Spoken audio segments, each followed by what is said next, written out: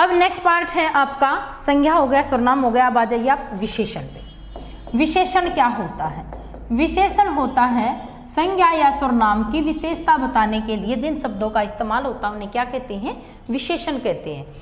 अब विशेषण जैसे कि मैंने लिखा कि रोहन सुंदर है, रोहन सुंदर है। अब सुंदर शब्द तो क्या है? विशेषण। सुंदर शब्द तो क्या है? यहाँ पर विशेषण है। और रोहन शब्द है यहाँ पर विशेष्य। क्या है? विशेष्य। अब विशेष्य क्या होता है कि जिस भी शब्द की विशेषता बताई जाए, जिस भी शब्द की विशेषता बताई जाए उसे बोलेंगे विशेषण। जिसकी विशेषता बताई जाए उसे बोलते हैं विशेषण।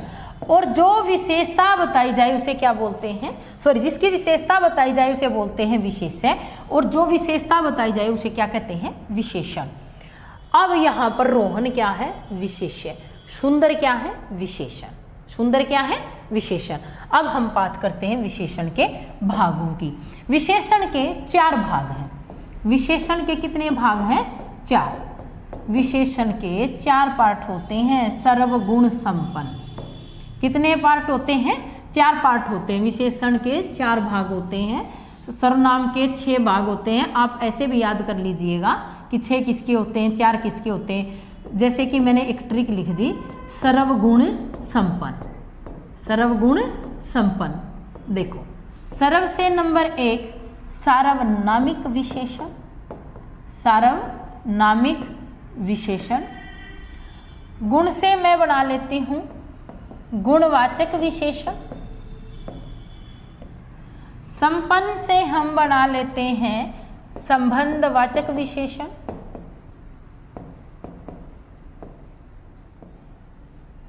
और पन से सम से हम बना लेंगे संख्या। क्या बना लेंगे? संख्यावाचक। संख्यावाचक विशेषण। नेक्स्ट पन से हम बना लेंगे परिमाणवाचक विशेषण। परिमाणवाचक विशेषण। कितने भेद होते हैं विशेषण के? 4। नंबर 1 सार्वनामिक, नंबर 2 गुणवाचक, नंबर 3 संख्यावाचक, नंबर 4 परिमाणवाचक। ज्यादातर क्वेश्चन इस पोर्शन से डालता है, या तो संख्यावाचक से या परिमाणवाचक से। क्यों डालता है? क्योंकि कुछ तथ्यों को हम क्या कर लेते हैं? रट लेते हैं, समझते नहीं है। देखिए भाई, अब हम एक एक पे काम कर लेते हैं। सबसे पहले बात करते हैं हम सार्वनामिक विशेषण की। सार्वनामिक एक लॉजिक बताऊंगी कि इसकी डेफिनेशन क्या होती है। देखो, सर्व का मतलब लॉजिक निकाल रहे हैं हम कि सर्वनाम, उसके बाद नाम क्या होता है? संज्ञा, और उसके बाद क्या आएगा? विशेषण पढ़ रहे हैं, सार्वनामिक विशेषण। यानी कि डेफिनेशन क्या हो गई? यदि मैं इन तीनों को जोड़ूं तो इसी में से हम परिभाषा निकाल देंगे। परिभाषा क्या है इसकी? इसकी परिभाषा भी इंपॉर्टेंट रहेगी। यानी कि वे सर्वनाम शब्द जो संज्ञा से पहले जुड़कर उसी संज्ञा शब्द की विशेषता बता देंगे, क्या कहलाएंगे? सार्वनामिक विशेषण। वे सर्वनाम शब्द जो संज्ञा शब्द से पहले जुड़कर संज्ञा ही शब्द की विशेषता बताएंगे, क्या कहलाएंगे? सार्वनामिक विशेषण कहलाएंगे। आगे चलिए, अब एग्जाम्पल के जरिए समझते हैं हम। जैसे कि मैंने लिखा, ये मूर्तियां सुंदर हैं। ये मूर्तियां सुंदर हैं। अब मूर्तियां जो शब्द है ये यहाँ पर क्या है? संज्ञा। आपने संज्ञा सीखा हुआ है। ये जो शब्द है ये यहाँ पर क्या है? सर्वनाम। सुंदर जो शब्द है यहाँ पर ये क्या है? विशेषण। क्या है? विशेषण। यानी कि संज्ञा शब्द से पहले जुड़कर मूर्तियों की विशेषता बता दी कि कैसी है? सुंदर। कैसी है? सुंदर। अब आप कहोगे कि मैडम ये तो आपने निश्चयवाचक में भी बताया था। अब निश्चयवाचक में इसी को कन्वर्ट कर लो आप। ये सुंदर मूर्तियां हैं। अब ये सुंदर मूर्तियां हैं। ये सुंदर मूर्तियां हैं, इसीलिए तो हिंदी गलत हो जाती है। ये सुंदर मूर्तियां हैं। अब यहाँ पर ये क्या है? इशारा करके बता रहा है ये सुंदर मूर्तियां हैं। तो यहाँ पर अब ये क्या हो गया है, निश्चयवाचक सर्वनाम हो गया है। क्या हो गया है, निश्चयवाचक सर्वनाम। लेकिन इस सीरीज में आए कि संज्ञा आए बीच में, उससे पहले सर्वनाम, यहाँ विशेषण। अब यहाँ पर ये उदाहरण है जो ये किसका है, विशेषण का है। और किस विशेषण का है, सार्वनामिक विशेषण का है। किस विशेषण का है, सार्वनामिक विशेषण का है। चलें आगे। उसके बाद नेक्स्ट पार्ट में चलते हैं। सार्वनामिक विशेषण के और एग्जाम्पल ले लेते हैं। यह पुस्तक पुरानी है, यह पुस्तक पुरानी है, यह पुस्तक फटी है, यह पुस्तक पुरानी है, यह पुस्तक फटी है। एक और ले लीजिएगा, वह लड़का चालाक है, वह लड़का चालाक है। अब देखो, यह पुस्तक पुरानी है, वह लड़का चालाक है। लड़का क्या है, संज्ञा। पुस्तक क्या है, संज्ञा। उससे पहले क्या आया, सर्वनाम। और इस पुस्तक की विशेषता बता दी कि कैसी है, पुरानी। लड़का क्या है, संज्ञा। उससे पहले आया है सर्वनाम। इस लड़के की विशेषता बता दी कि कैसा है, चालाक। किसके उदाहरण है, सार्वनामिक विशेषण के। किसके उदाहरण है, सार्वनामिक विशेषण के। यदि इन्हीं को आप इसमें कन्वर्ट कर दो कि निश्चयवाचक सर्वनाम आ जाए, तो क्या करना होगा आपने कि यह पुरानी पुस्तक है, यह चालाक लड़का है। फिर हम इन चीज़ों को चेंज कर देंगे। वो भी एग्जाम्पल ऐसे ही देता है। नेक्स्ट पार्ट में आ जाइए, गुणवाचक विशेषण। गुणवाचक विशेषण। गुणवाचक विशेषण के 14 पार्ट होते हैं, जो कई बार पेपर में बहुत कम आता है ये। जैसे कि आपने देखा होगा कि मोटा, पतला, नीला, हरा, पीला, ठीक है, जवान, बूढ़ा, रंग बोधक, आकार बोधक, स्थिति बोधक, दिशा बोधक, ऐसे कुछ इसके 14 पार्ट होते हैं। फिर भी ये कम आता है। यानी कि किसी भी संज्ञा और सर्वनाम की गुण, दशा, आकार, स्थिति, प्रकार के बारे में बोध कराता है, उन्हें बोलते हैं गुणवाचक विशेषण। जैसे कि नीला, काला, पतला, मोटा, ठीक है, ऐसे वाले एग्जाम्पल होते हैं, बहुत कम आता है। उसके बाद नेक्स्ट पोर्शन में अपने बड़ा ध्यान देना है, वहाँ पर कन्फ्यूजन होती है हमें। नेक्स्ट पार्ट है सार्वनामिक हो गया, सर्वगुण। संपन्न से मैंने क्या बनाया था, संख्या। संपन्न से मैंने क्या बनाया था, संख्या। नेक्स्ट पार्ट है, यहाँ पर ध्यान देना है आपको। एक एचटेट में क्वेश्चन आया था पूर्णांक बोधक और अपूर्णांक बोधक से रिलेटेड, वो यहाँ पर आपका क्लियर होने वाला है। संख्यावाचक विशेषण। संख्यावाचक विशेषण, इसके 2 पार्ट होते हैं। यानी कि संज्ञा और सर्वनाम की संख्या के माध्यम से विशेषता बताने वाले शब्द क्या कहलाते हैं, संख्यावाचक विशेषण। अब इसके भी 2 पार्ट होते हैं। एक तो होता है आपका निश्चित संख्यावाचक विशेषण। क्या होता है, निश्चित संख्यावाचक विशेषण। एक होता है आपका अनिश्चित संख्यावाचक विशेषण। अनिश्चित संख्यावाचक विशेषण, ये 2 पार्ट होते हैं भाई। अब आपको पहचान के तौर पर, यानी कि निश्चित संख्या के माध्यम से विशेषता बताएगा तो निश्चित संख्यावाचक, और अनिश्चित के माध्यम से बताएगा तो अनिश्चित संख्यावाचक। अब क्या होगा, आपने पहचान क्या रखनी है, इस चीज का ध्यान रखना है। यानी कि जो संज्ञा शब्द होगा ना, संख्या से पीछे जो संज्ञा शब्द है वो क्या हो, काउंटेबल, गणनीय हो। क्या हो, गणनीय हो, काउंटेबल हो, कि उसको आप गिन सकते हो तो ही संख्यावाचक में जाएगा। यदि आप उसको तोल सकते हो तो परिमाणवाचक में चला जाएगा। किस में चला जाएगा, परिमाणवाचक में चला जाएगा। अब उदाहरण देखिएगा, जैसे कि मैं लिखूं 10 विद्यार्थी, वाक्य तो खुद बना लेना, कोई दिक्कत नहीं है। 10 विद्यार्थी, मैंने लिखा 5 रोटी, 5 रोटी, मैंने लिखा 4 केले, 4 केले, मैंने लिखा 2 आदमी या 3 आदमी, कोई भी एग्जाम्पल ले सकते हो। अब ये पीछे चेक करो, आप विद्यार्थियों को गिन सकते हो, बिल्कुल। रोटियों को गिन सकते हो, बिल्कुल। यहाँ 4 केले लिखे हैं, गिन सकते हो, बिल्कुल गिन सकते हैं। 3 सेब, 2 आम, उधर आ जाइए। अब मैं यहाँ पे लिखूं कई विद्यार्थी, मैं लिखूं कुछ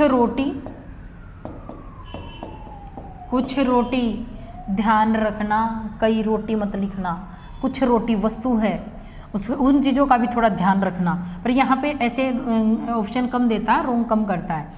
अब उसके बाद जैसे कि 4 केले, कुछ केले, कई दर्शकगण,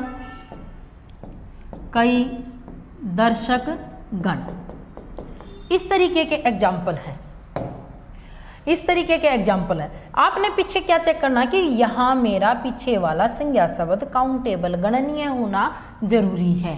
क्या है? ये सभी गणना करने वाले हैं, लेकिन आगे जो ये पद लिखे हैं ये अनिश्चित जानकारी दे रहे हैं और इनके आगे जो पद लिखे हैं वो निश्चित जानकारी दे रहे हैं। अब आगे एक प्रश्न मैं आपको करा रही हूँ कि एक स्टेट में क्वेश्चन आया था कि पूर्णांक बोधक निश्चित संख्यावाचक का उदाहरण निम्न में से कौन सा है। अब जैसे पूर्णांक बोधक कौन से हैं जो पूर्ण अंक बता रहे हैं? 5 रोटी, 10 विद्यार्थी, 4 केले। अब मैं यहाँ पर इसको चेंज कर रही हूँ, मैं कह रही हूँ 2.5 रोटी, 1.5 रोटी, 2.5 रोटी, 1.5 रोटी, सर रख दो चाय पीऊँगी भाई। 2.5 रोटी, 1.5 रोटी, ठीक है। इस तरीके के 1.5 गिलास दूध ऐसे आपको दे सकता है, लेकिन वो दूध मैंने अब यहाँ बोल दिया तो समझ जाना कि मैडम संख्यावाचक में नहीं आएगा दूध, तो परिमाणवाचक है, तोल सकते हैं हम, ठीक है, तोल सकते हैं, माप सकते हैं। अब ये हमारा क्या हो जाएगा? अपूर्णांक बोधक। क्या हो जाएगा ये? अपूर्णांक बोधक। अपूर्णांक बोधक अनिश्चित संख्यावाचक, अपूर्णांक बोधक अनिश्चित संख्यावाचक। यदि आपको फिक्स डिजिट दे करके पूर्णांक बोधक या अपूर्णांक बोधक बोलता है तो आपको करना है पूर्णांक बोधक, और यदि वो 2.5, 1.5, 2.25 ऐसे करके देता है तो उसको बताना है आपको अपूर्णांक बोधक। ये एचटेट के बच्चों का क्वेश्चन है। उसके बाद नेक्स्ट पार्ट, एक और बात, अभी मैंने क्या कहा कि 2.5 आ जाए, 1.5 आ जाए, अपूर्णांक बोधक क्या बनेगा? अब इसी चीज़ को चेंज कर देती हूँ क्योंकि वो करता है, मेरी गलती नहीं है। अब एक बात आपने ध्यान रखनी है कि एक नोट लिखवा रही हूँ मैं कि जब भी कोई अपूर्णांक बोधक ध्यान देना है, अपूर्णांक बोधक पद है वाक्य में, उससे पहले अपूर्णांक बोधक पद है और उससे पहले या तो आपको लगभग शब्द लगा दे,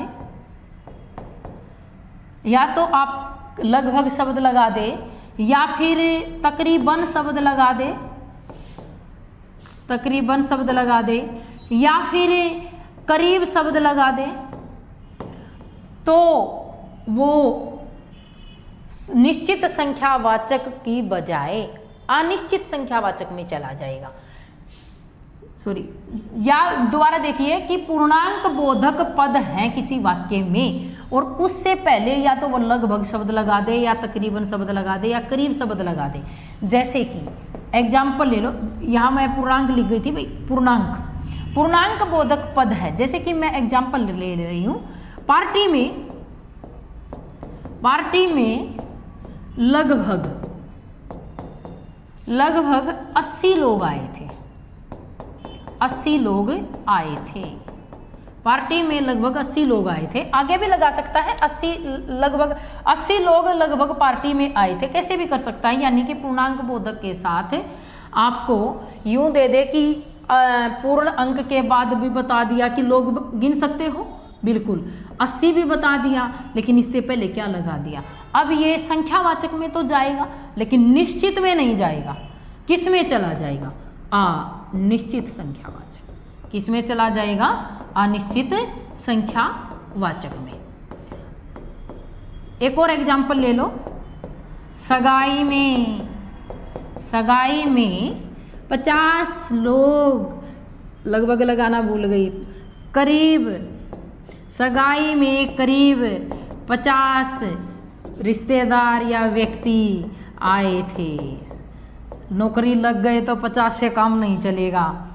50 व्यक्ति से पहले क्या लिखा है? करीब। क्या लिखा है? करीब। क्या लिखा है? करीब लिखा है। तो करीब लिखने से आपको क्या हो गया? अनिश्चित होगी कि लगभग 50 आए थे, पक्का नहीं है कि 50 ही आए हो, आसपास आए थे। तो आपको ये किस में, अभी किस में काउंट कर देना है? अनिश्चित। संख्यावाचक तो जरूर है लेकिन निश्चित संख्या नहीं है। निश्चित बता रहा है लेकिन किसने फ्लोप कर दी ये चीज? करीब आकर के किसने फ्लोप कर दी? लगभग ने। अनिश्चित संख्यावाचक विशेषण। अनिश्चित संख्यावाचक विशेषण। चलें आगे। अब चाय ले लेती हूँ मैं एक बार, उसके बाद आप लिंक शेयर कर दीजिएगा। जब तक ये हो गया आपका संख्यावाचक, जब तक आप एक दो एग्जाम्पल और उठा लीजिएगा, बताइएगा मुझे फिर कौन किस में क्या है।